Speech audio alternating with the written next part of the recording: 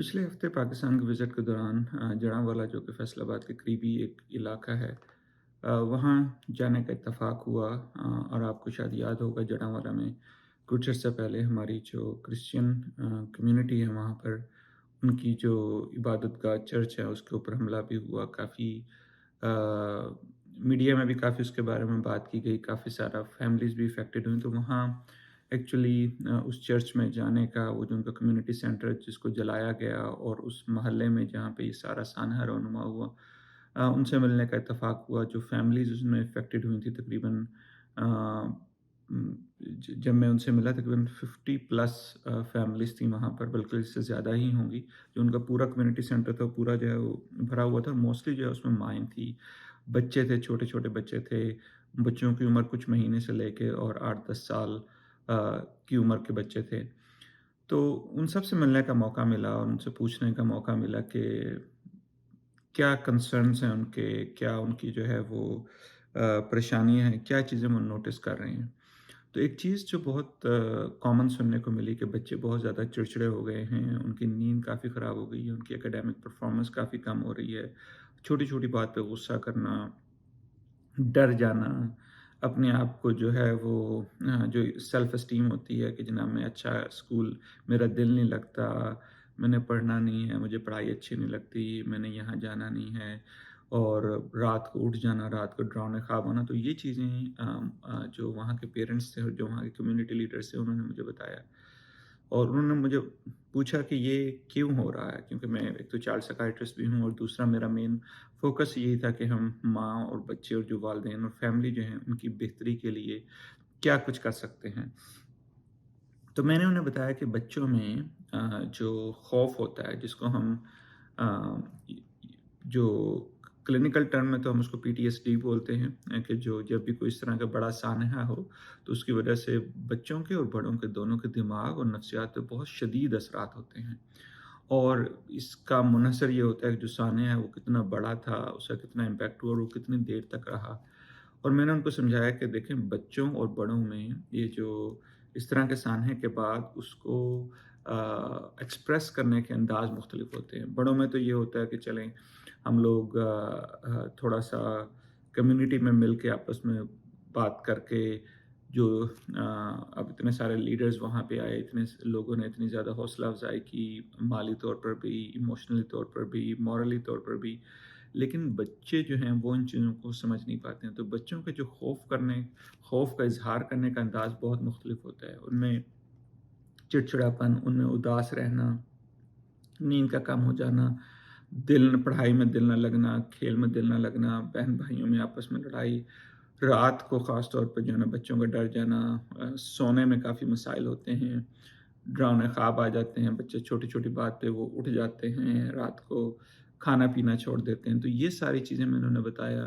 कि ये अक्सर औक़ात हमने देखा गया है, जो रिसर्च भी शो कर रही है कि इस तरह बच्चे जो हैं वो अपने खौफ़ का, अपने गुस्से का, अपने डर का इज़हार करते हैं। तो उस पर वालिदैन ने पूछा तो हमें क्या करना चाहिए? तो मैंने उन्हें ये बताया कि पहली तो ये चीज़ हमें एक्नॉलेज करनी चाहिए कि देखें, ये एक सान्या हुआ है कि जिसने बच्चों को भी इफ़ेक्ट किया है और बड़ों को भी इफ़ेक्ट किया है।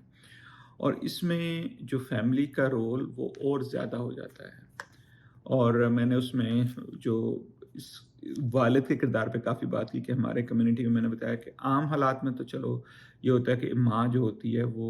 काफ़ी हद तक बच्चे बच्चों और घर में, हर घर में 3-4 बच्चे हैं, उनको हेल्प कर सकती है। लेकिन जब इतना बड़ा सान्या हो जाए और जब बच्चे इतने ज़्यादा स्ट्रगल कर रहे हो, माँ खुद भी स्ट्रगल कर रही है, बाप खुद भी स्ट्रगल कर रहा है, तो मैंने कहा पहली चीज़ तो मैं ये रिक्वेस्ट करूँगा, जो हमारे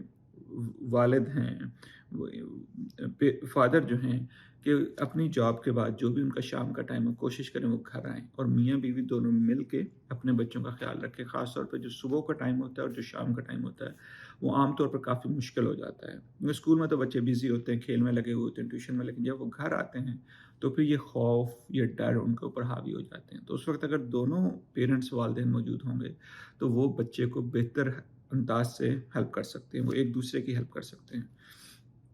दूसरी चीज़ मैंने उन्हें बताई कि जब भी बच्चा वो ये कहे कि मुझे नींद नहीं आ रही, या वो उनमें चिड़चिड़ापन बहुत ज़्यादा, तो बजाय इसके कि उनको डाँटें और उनको जो है ना आप برا بھلا کہیں، آپ یہ سمجھیں کہ بچے میں یہ چینج کیوں آئی ہے، اور آپ یہ سمجھیں کہ بچے کا جو غصے کا اظہار، یا بچے جب اداس ہوتے ہیں یا پریشان ہوتے ہیں، ان کا جو اظہار ہوتا ہے اس اداسی اور پریشانی کا، وہ غصے کی شکل میں ہوتا ہے، وہ چیزوں کو توڑنے پھوڑنے کی شکل میں ہوتا ہے، وہ دوسرے بہن بھائیوں کو مارنے کی شکل میں ہوتا ہے۔ تو جب آپ یہ دیکھیں گے کہ بچہ ایسا کیوں کر رہا ہے، تو پھر وہ جو وجہ ہے، جب آپ اس کے اوپر فوکس کریں گے کہ میں دیکھ رہا ہوں کہ کچھ دنوں سے تم بہت زیادہ چڑچڑے ہو کہیں، اور مجھے پتا ہے کہ ہم سب ہی پریشان ہیں، یہ اتنا بڑا سامنا ہوا، تو کیا تم بہت زیادہ ڈرے تو نہیں ہوئے ہو، اور کیا بہت پریشان تو نہیں ہو، باقی بچے تمہارے اسکول میں وہ کیا کہہ رہے ہیں اور وہ کیا کر رہے ہیں، اور ان سے پوچھیں کہ یہ جو اب میں اتنا زیادہ غصہ گھر میں دیکھ رہا ہوں اس کی کیا وجہ کیا ہے۔ تو بچوں سے جب آپ بات کریں گے،